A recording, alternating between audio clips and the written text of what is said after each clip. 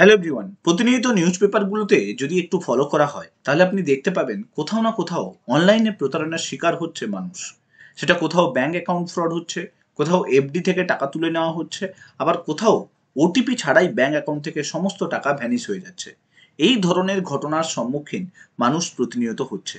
আজকের এই ভিডিওতে আমি আপনাদের সঙ্গে শেয়ার করব কিভাবে আপনি এই অনলাইন প্রতারণার শিকার থেকে নিজেকে রক্ষা করবেন, কিভাবে আপনি মোবাইল বা ল্যাপটপ বা কম্পিউটার এগুলোকে ইউজ করবেন যাতে আপনাকে কখনো অনলাইন প্রতারণার শিকার না হতে হয়।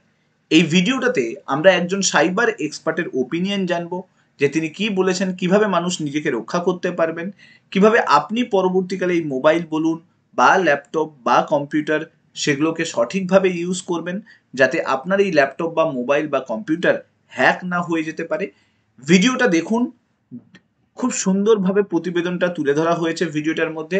ভিডিওটা ভালো লাগলে লাইক করে দেবেন, চ্যানেলটাতে নতুন হয়ে থাকলে সাবস্ক্রাইব করে দেবেন, আর আপনার কোনো ওপিনিয়ন থাকলে সেটা কমেন্টে জানাতে ভুলবেন না। আপনার জন্য প্রতিবেদনটা তুলে ধরলাম। যে অনলাইনে যে প্রতারণা বা ভুয়ো প্রতারণার ফাঁদ, সেগুলো থেকে কি করে বাঁচবেন, কি করবেন আর কি করবেন না, তার জন্যই আমাদের সঙ্গে উপস্থিত রয়েছে সাইবার বিশেষজ্ঞ সন্দীপ সেনগুপ্ত। সন্দীপ বাবুই আপনাদেরকে জানাবে যে কি করবেন আর কি করবেন না। সন্দীপ বাবু, স্বাগত জি24 ঘন্টায়। আমি যেটা প্রথমেই বললাম সন্দীপ বাবু, যে কি করা উচিত আর কি করা উচিত না, কারণ এখন অনলাইনে জামা কাপড় শুধু না, এই কোভিড কালে আমরা দেখেছি সমস্ত জিনিস, মানে আমাদের প্রতিদিনকার নিত্য প্রয়োজনীয় জিনিস থেকে শুরু করে যে কোনো লিঙ্ক আসলে সেখানে ক্লিক করা বা একটা ওই জ্যাকপট গেম টাইপের যেগুলো হয়, সেগুলোতে মানুষ কিন্তু অনেক বেশি আকৃষ্ট হন এবং তারপরেই গিয়ে প্রতারণার ফাঁদে পড়েন। তো সেক্ষেত্রে কি কি করণীয় আর কি কি করবে না মানুষ?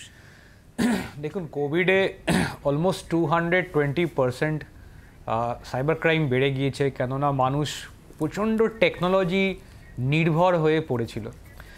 তো আমরা কয়েকটা বেসিক জিনিস খুব সবাইকে বলি যে আপনারা তো এখন পুরো আমাদের লাইফটা মোবাইল কেন্দ্রিক, আর মোবাইলটাই খুব মানুষে রেকলেসলি ইউজ করে। কারণ যখন কোভিডে লকডাউন হয়েছিল তখন কিন্তু আমরা দেখেছি প্রচুর মানুষ মোবাইলের মধ্যে গেম লোড করেছিল, অনেক বিভিন্ন ধরনের সফটওয়্যার অ্যাপ লোড করেছিল। তো দু তিনটে জিনিস একটু খেয়াল রাখুন, একদম বেসিক লেভেল থেকে আরম্ভ করছি। প্রথম হচ্ছে, কেউ যদি আপনাকে কোনো ওটিপি চায় ওভার দ্য ফোন, ওটিপি কিন্তু সামনাসামনি চাইলেও, যেমন কোনো ক্যাব ড্রাইভার, তাহলে আপনি দিতে পারেন। ওটিপি যদি আপনাকে বলে ওয়েবসাইটে দেওয়ার জন্যে, তাহলেও কিন্তু আপনি দেখে নেবেন যে সাইটটা ভুয়ো নাকি ঠিক আছে, সেটার আমি আইডিয়া দিয়ে দিচ্ছি কী করে বুঝবেন। কিন্তু একটা জায়গায় ওটিপি কখনো দেবেন না। 90% ক্রাইম কিন্তু সেভাবেই হচ্ছে, ওটিপি ফোনে বলে দিচ্ছে। এবং এটা অদ্ভুত, মানে হাস্যকর কিছু। তোমাকে আমি গল্প বলতে পারি। কিছু জায়গায় ডাইরেক্ট ওটিপি চাইছে, কিছু জায়গায় বলছে আপনার লটারি পেয়েছেন, তার লটারির কনফার্মেশন নাম্বার চাই, কিছু জায়গায় বলছে আপনার কোভিডের ভ্যাকসিনেশনের রেজিস্ট্রেশনের কনফার্মেশন গেছে, ডেট অফ বার্থ, আধার কার্ডের নাম্বার বা আপনার মোবাইলে যে ওটিপি গিয়েছে সেটা শেয়ার করুন। একদম ডাইরেক্ট এই অ্যাপ্রোচটা করা হয়। একদম ওটিপি কোনোদিন যেন ফোনে কখনো বলবেন না। একটা কেসে আমি দেখেছি যেখানটায় বলেছে যে আপনার date of birth, year of birth থেকে আপনার ওটিপিটাকে ডিডাক্ট করে বাকি যে নাম্বারটা হয় সেইটা বলুন। তো এটাও বলে দিয়েছে, কারণ তাহলে যদি আবার ওটাকে ইয়ার অফ বার্থটাকে অ্যাড করে দিলে তো ওটিপি তো বেরিয়েই যাবে। তো কোনো নাম্বার কিন্তু কখনো ওভার দ্য ফোন বলবেন না। আরেকটা গণ্ডগোল আছে, এটা খানিকটা হচ্ছে, সেটা হলো বলছে যে আপনি একটা 20 ডিজিট নাম্বার আপনি কোনো যে টেলিকম অপারেটরের সঙ্গে আপনি যুক্ত, সেটা ভোডাফোন হোক, এয়ারটেল হোক। সন্দীপবাবু, আমি একটু আপনাকে ইন্টারাপ্ট করব। আমাদের সঙ্গে দুজন দর্শক রয়েছেন, মানবেন্দ্র বাবু রয়েছেন আমাদের সঙ্গে। মানবেন্দ্র বাবু, বলুন আপনার কি প্রশ্ন। শুভ সন্ধ্যা দিদিভাই, শুভ সন্ধ্যা জানিয়ে আমার প্রশ্নটা হচ্ছে এটা, দেখুন কোভিড কালে আমাদের শরীরটাই অনলাইন হয়ে গেছে। উন্নয়নশীল দেশে অনলাইনে বিজনেস থেকে আরম্ভ করে, শপিং থেকে আরম্ভ করে যেটা সম্ভব, আমাদের এই মানে বিশেষত 140 কোটি ভারতবর্ষে অনলাইনে শপিং করা বা বিজনেস করা কতটা মানে সম্ভবপর হয়ে উঠবে বা উঠতে চলেছে, এটাই আমার জিজ্ঞাসা। আচ্ছা, আপনি শুনতে থাকুন। চিত্রা দেবী রয়েছেন আমাদের সঙ্গে, বলুন আপনার কি প্রশ্ন। হ্যালো হ্যালো, হ্যাঁ বলুন, আপনার কি প্রশ্ন রয়েছে বলুন। আমার বক্তব্য হচ্ছে, যে আমরা তো মোবাইল ইউজ করি, হ্যাঁ, আমরা স্মার্ট মোবাইল ইউজ করি, কিন্তু আমরা তো কোনখানটায় গেলে কোন কোন বিপদের মধ্যে পড়বো, কি সেই বিপদ আমাদের জন্য কি বিপদ অপেক্ষা করে আছে বা এইসব সম্বন্ধে তো আমরা কিছুই জানি না। তো সেই ব্যাপারেই অবশ্য আজকে সেই ডাক্তারবাবু সেই ব্যাপারে আলোচনা করবেন। আমার আজকে আপনাদের প্রোগ্রামটা একেবারেই চিত্রা দেবী এবং সাইবার এক্সপার্ট আমাদের সঙ্গে বসেই আছেন সন্দীপ বাবু। এবং সন্দীপ বাবু, এই সমস্যার যে আপনি যেটা বলছেন যে কোন কোন জায়গায় গেলে বিপদে পড়তে পারি, তাহলে কি কি করবেন না সেটাই উনি বলছেন। আপনি একটু কাইন্ডলি শুনতে থাকুন। আমি এটা উত্তর দিই। উনি প্রথম যিনি প্রশ্ন করলেন যে অনলাইন আমরা কি ট্রানজ্যাকশন করব না বা অনলাইন বা আমাদের নির্ভরতা থাকবে কি থাকবে না। দেখুন, একটা নতুন কিছু যখন আসে সেটা শিখতে মানুষের টাইম লাগে। আজকে খুব এক্সাম্পল আমি বলছি, আজকে আপনি গাড়ি চালানো শিখছেন, যদি গাড়ি চালানো না জানেন ঠিকমতো, যদি হাত সেট না হয়, তাহলে আপনার অ্যাক্সিডেন্ট হবে। একদম টেকনোলজি ছেড়ে দিয়ে আপনি কালকে বাঁচতে পারবেন না, কারণ আমাদের পুরোপুরি টেকনোলজি ড্রিভেন। আজকে কারোর সঙ্গে কথা বলতে যাওয়া, বিদেশে আমাদের বাচ্চা কাচ্চাদের সঙ্গে যোগাযোগ রাখা, সব ব্যাপারেই টেকনোলজি আছে। সুতরাং টেকনোলজি কিন্তু মানুষের লাইফকে খুব ইজি করে দেবে। মানে সব জিনিসেরই যেমন ভালো খারাপ রয়েছে, টেকনোলজিরও ভালো খারাপ রয়েছে। বুঝতে হবে ডিজিটাল হাইজিনটা বুঝতে হবে, যে আমি কি করব, আমি কি করব না। কারণ ডিজিটাল ইন্ডিয়া তখনই একমাত্র সাকসেসফুল হবে যখন আপনি জানতে পারবেন যে ডিজিটাল ইনফরমেশন হাইওয়েতে হাঁটতে গেলে গাড়ি কি করে না চাপা পড়ে ওখান থেকে হাঁটতে হয়, এটা খুব ইম্পর্টেন্ট। নিজেকে বাঁচিয়ে চলতে হবে। সেকেন্ড যেটা প্রশ্ন উনি করলেন যে মোবাইলে আমার কিভাবে সুরক্ষিত রাখবো, সবচেয়ে বড় ব্যাপারটা হচ্ছে মোবাইলে উল্টো পাল্টা কোনো অ্যাপ ইনস্টল করবেন না। আপনার ঠিক যেটুকু অ্যাপ না হলে নয়, একদম পপুলার যেগুলো একটা ধরুন কোনো ক্যাবের অ্যাপ বা কোনো একটা পেটিএম বা কোনো একটা মোবাইল ব্যাংকিং ট্রানজ্যাকশন, শুধু সেইটুকু অ্যাপ ছাড়া কোনো উল্টোপাল্টা অ্যাপ যেটা আপনি চেনেন না, জানেন না, সেরকম অ্যাপ ইনস্টল করবেন না। 2, অ্যাপ যখন ইনস্টল করবেন দেখবেন কি ধরনের অ্যাক্সেস চাইছে। সে যদি SMS এর অ্যাক্সেস চায়, কন্ট্যাক্ট লিস্টের অ্যাক্সেস চায়, তাহলে একটু সাবধান হয়ে যাবেন। কেননা এরকম হয়েছে, লোন অ্যাপ ইনস্টল করে পুরো কন্ট্যাক্ট ডিটেলস তুলে নিয়ে গেছে, বা একটা SMS এ যদি অ্যাক্সেস পেয়ে যায়, তার মানে OTPর অ্যাক্সেস পেয়ে যাবে। এবং ওটিপি হচ্ছে আপনার ব্যাংকিং ট্রানজ্যাকশনের লাস্ট লাইন অফ ডিফেন্স। একদম। এবং সন্দীপ বাবু, সবথেকে বড় বিষয়, এখন যেভাবে অনলাইন ব্যাংকিং হয় তাতে প্রত্যেকেরই মোবাইলে, সেটা সিনিয়র সিটিজেন হোক কিংবা কম বয়সী কেউ, প্রত্যেকের মোবাইলে কিন্তু একটা ব্যাংকিং অ্যাপ থাকে। আমরা এই বিষয়টাতেও আসছি। আমাদের সঙ্গে দুজন দর্শক রয়েছেন, মানস দে রয়েছেন আমাদের সঙ্গে। বলুন মানস বাবু, আপনার কি প্রশ্ন?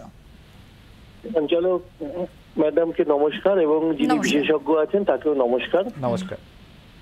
আমি আপনার কাছে এই কথাটা বলতে চাই যে স্যার, আমাদের অ্যাপের মাধ্যমে বিভিন্ন যে আমাদের কাছ থেকে অ্যাক্সেস নিয়ে নেওয়া হচ্ছে, এগুলো তো স্যার ব্যক্তি সচেতনতার উপর নির্ভর করে যে আমরা এগুলোকে দেবো কি দেবো না।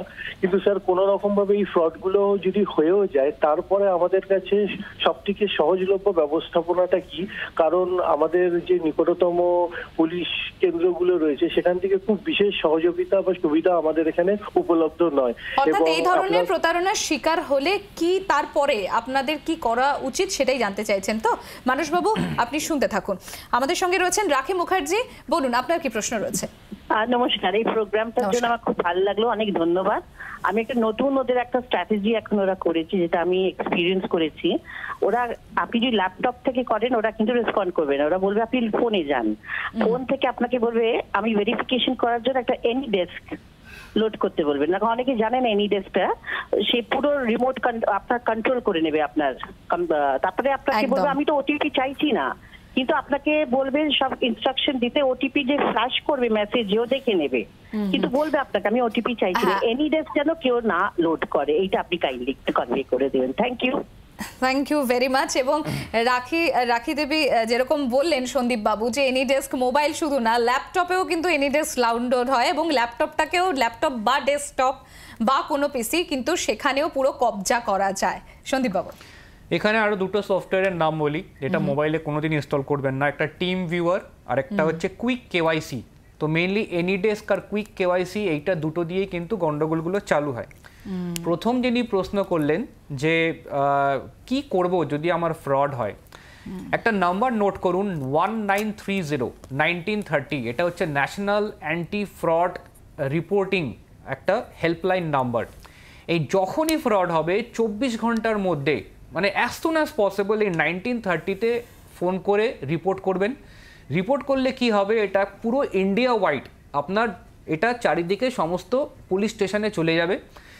আপনার পিনকোড অনুযায়ী আপনার কাছে দেখবেন একটা পেপার আসবে, সেই পেপারটায় বলবে আপনি এই পেপারটা নিয়ে একটা লোক আপনার যে পুলিশ স্টেশন আছে সেখানে গিয়ে আপনি কথা বলুন। এবার ওই যদি নাম্বারটা নিয়ে, টিকিট নাম্বারটা নিয়ে আপনি লোকাল পুলিশ স্টেশনে যান, তাহলে কিন্তু পুলিশ স্টেশন আপনাকে হেল্প করতে বাধ্য। এবং এটাকে বলে একটা golden number, golden time. Golden time মানে হচ্ছে যখনই আপনি 1930-তে ফোন করবেন, আপনার যে অ্যাকাউন্টে টাকাটা ট্রান্সফার হয়েছে সেই অ্যাকাউন্টটা ফ্রিজ করে দেবে 24 ঘন্টার জন্য, মানে একদিনের জন্য। এইবার লোকাল পুলিশ স্টেশনে গিয়ে যখন আপনি কথা বলবেন, তারা ব্যাংক ম্যানেজারকে ফোন করে জিজ্ঞেস করবে যে আপনার কোন অ্যাকাউন্টে গিয়েছে। সেই অ্যাকাউন্টের ব্যাংকে যখন ফোন করবে তখন সেই অ্যাকাউন্টটা অনেক দিনের জন্য ফ্রিজ হয়ে যাবে। এইটা যদি না করেন তাহলে কিন্তু ক্রিমিনালরা উল্টো দিকের অ্যাকাউন্টটার থেকে টাকাটা বার করে নেবে, তখন কিন্তু টাকা ফেরত পাবেন না। কারণ যতই ইন্স্যুরেন্স থাক, আপনার যদি যত টাকাই লোকসান হোক, 1 লাখ টাকা অবধি ব্যাংক কিন্তু আপনাকে অ্যাজ পার ইন্স্যুরেন্স ফেরত দেবে, কিন্তু সেটাও দেবে না যদি ওটিপি আসে। অর্থাৎ সন্দীপবাবু, এই গোল্ডেন আওয়ারের মধ্যে যদি প্রতারিত তিনি যদি যোগাযোগ করেন, ধরুন প্রতারণা আমার সঙ্গে হচ্ছে, আমি যোগাযোগ করছি, তাহলে আমার অ্যাকাউন্ট থেকে যদি টাকা বেরিয়েও যায়, যে সোর্স অ্যাকাউন্টে গিয়েছে সেখানে পুরোটা ফ্রিজ করে দিলে টাকাটা ফেরত পাওয়ার একটা সম্ভাবনা থাকছে। 1930 হলে 24 ঘন্টার জন্য ফ্রিজ হবে। তারপর পুলিশ স্টেশন 1930, আর একটা আমি হোয়াটসঅ্যাপ নাম্বার দিচ্ছি, এটা কলকাতা পুলিশের লালবাজারের হোয়াটসঅ্যাপ নাম্বার। না গিয়েও আপনি কেস ফাইল করতে পারবেন। 8100796519 এই হোয়াটসঅ্যাপ নাম্বারে কিন্তু আপনারা লালবাজারে যোগাযোগ করতে পারেন। তবে আমি বলবো 1930-তে কল করুন এবং গোল্ডেন আওয়ারের বিষয়টা বললেন সেটাই। আমাদের সঙ্গে আরো একজন দর্শক রয়েছেন, অসিত মণ্ডল রয়েছেন। অসিত বাবু, বলুন আপনার কি প্রশ্ন রয়েছে। হ্যাঁ, নমস্কার, আমি দক্ষিণ 24 পরগনার ফলতা থেকে অসিত মণ্ডল বলছি। হ্যাঁ, বলুন। আমি একটা অনলাইনে কেনার জন্য একটা প্রিন্টার কেনার জন্য টাকা পেমেন্ট করেছিলাম। দীর্ঘদিন হয়ে গেল, ওরা মালও দিচ্ছে না, তারপরে মানে টাকাও রিফান্ড করছে না। বারবার ফোন করেও আজ হয়ে যাবে কাল হয়ে যাবে করতে।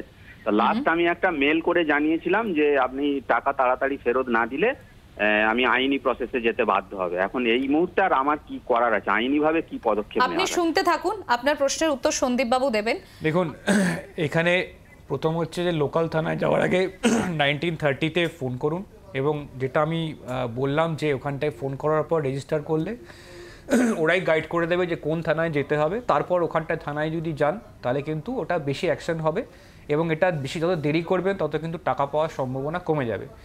একটি প্রশ্ন করেছিলেন যে ই কমার্স সাইটে আমি কেনাকাটি করার আগে বুঝবো কি করে যে আমি ওটা ফেক না অরিজিনাল। ই কমার্স সাইটে একটা দেখবেন কন্ট্যাক্টাস নাম্বার থাকে, ওই কন্ট্যাক্টাস নাম্বারটা একটা মিস কল দেবেন। যদি দেখা যায় এই কন্ট্যাক্টাস নাম্বারটা ইনভ্যালিড বলে, তাহলে ওটা ফেক ই কমার্স সাইট, তাহলে কখনো ওখানে কেনাকাটি করবেন না। এটাতে কিন্তু ইজিলি বুঝতে পারবেন যে আমার ই কমার্স সাইটটা ফেক না অরিজিনাল। তবে যেটা সবচেয়ে গন্ডগোল হচ্ছে এই মোমেন্টে, সেটা হলো ভিডিও কল ব্ল্যাকমেল হচ্ছে, মানে ভিডিও কল করছে হোয়াটসঅ্যাপে, ভিডিও কল করা হচ্ছে এবং ফেসবুক মেসেঞ্জারে। তো সেইখানে কিন্তু একটু খেয়াল রাখবেন যে আপনাদের মোবাইল ক্যামেরাটাকে যদি একটু ঢাকা দিয়ে, স্টিকার দিয়ে ঢাকা দিয়ে রাখা যায়, তাহলে এই ভিডিও কলটা এখন ম্যাক্সিমাম জালিয়াতি চলছে, সেখান থেকে বেঁচে যাবে।